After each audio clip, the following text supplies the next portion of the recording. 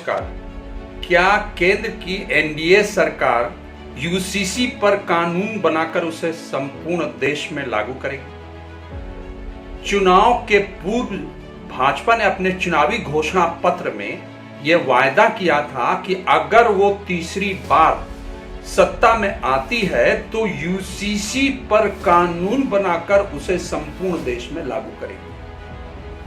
हमने देखा कि लोकसभा चुनाव के दौरान भाजपा को अकेले अपने दम पर बहुमत नहीं मिला, उसे सिर्फ 240 सीटें मिली हैं। बहुमत के लिए 272 का आंकड़ा चाहिए था।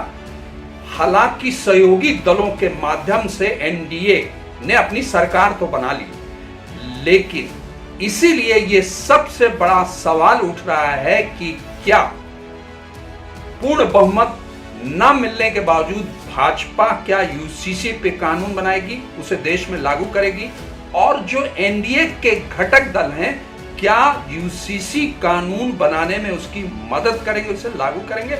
यह मैं आपको जरूर बताऊंगा, लेकिन मेरा आपसे आग्रह है कि इस वीडियो को आप अंत तक देखें।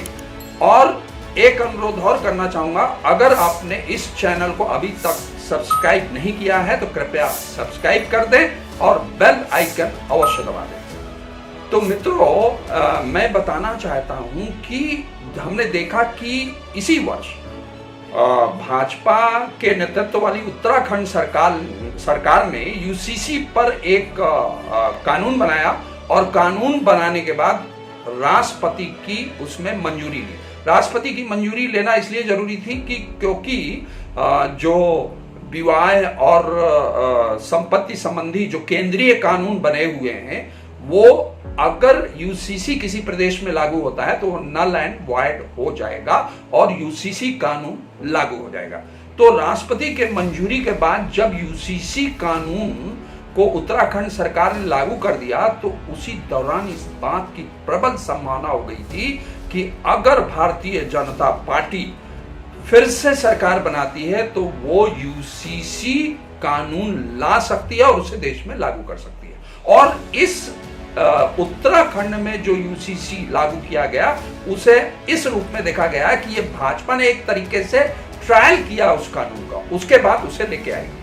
अब यूसीसी यानी यूनिफॉर्म सिविल कोड हमारे देश में विभिन्न जातियों, समुदाय और धर्म के लोग रहते हैं।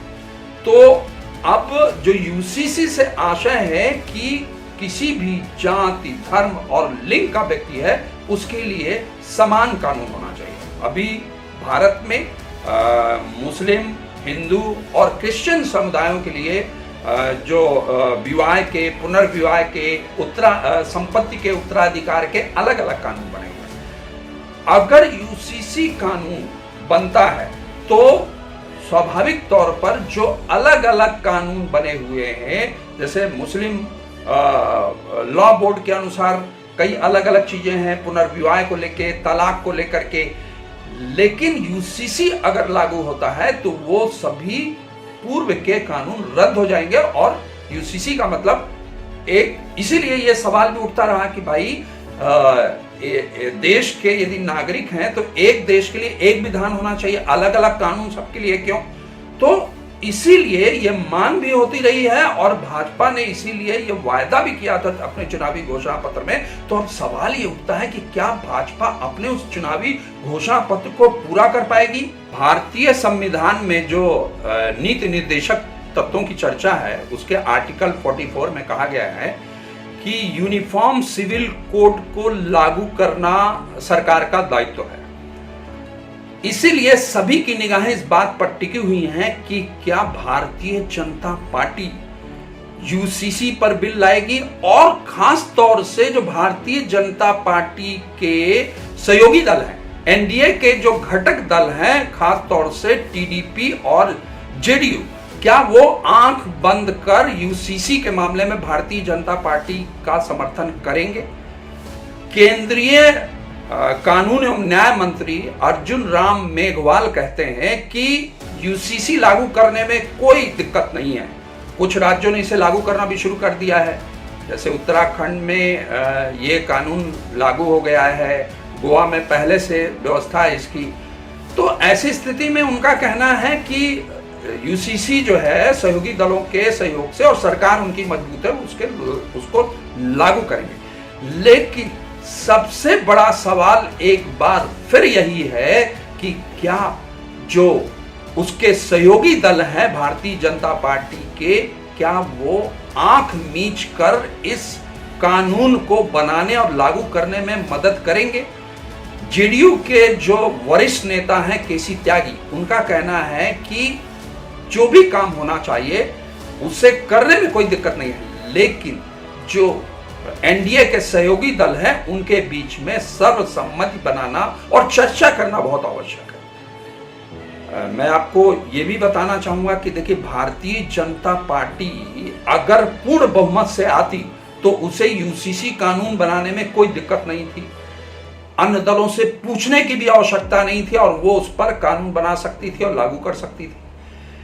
लेकिन प्रश्न ये भी है कि अगर भारतीय जनता पार्टी ने अपने चुनावी घोषणा पत्र में ये वायदा किया है कि यूसीसी पे वो कानून लेकर आएगी, और अगर उस पर वो कानून नहीं बनाती है तो उसका जो वायदा है, जो उसने कमिटमेंट किया था अपने इलेक्शन मैनिफेस्टो में, वो गलत साबित हो जाएगा। तो उसे गलत साबित नहीं होने देगी भारतीय जनता पार्टी। वो इस पर कानून बनाने का प्रयास अवश्य करेगी, लेकिन वो इस मामले में जल्दबाजी नहीं करेगी। कारण है क्योंकि मैंने जैसा कि आपको बताया कि इस बार जो Bharatiya Janata party single largest party जरूर है लोकसभा के चुनाव में, 240 सीटें उसे मिली हैं, लेकिन एनडीए के दो प्रमुख घटक दल हैं, एक है टीडीपी जिसके पास 16 सीटें हैं, और जेडीयू जिसके पास 12 सीटें हैं। बहुत ही महत्वपूर्ण भूमिका है इन दोनों दलों की।